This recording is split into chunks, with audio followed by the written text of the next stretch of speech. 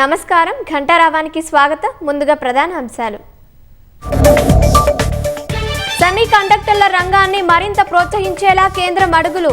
3706 కోట్లతో కొత్త chip unit ఏర్పాటుకు ఆమోదం. అటవీ హక్కు చట్టం ద్వారా పట్టా పొందిన రైతులకు శుభవార్త. ఉచితంగా బోర్లు, పంపు సెట్లు, సోలార్ విద్యుత్తు అందజేస్తామన్న భట్టి. ములుగు జిల్లాలో అన్నదాతలకు అపార నష్టం మిగిల్చిన అకాల వర్షాలు.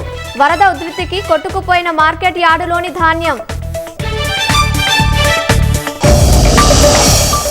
నిజామాబాద్ జిల్లా చేవూరు శివారులో ఘోర రోడ్డు ప్రమాదం. డీసీఎం వ్యాన్ ద్విచక్ర వాహనం ఢీకొని అన్నదమ్ములు మృతి.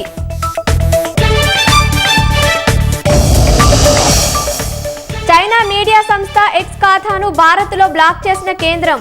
ఆపరేషన్ సింధూర్పై తప్పుడు ప్రచారాలు చేయటంతో చర్యలు.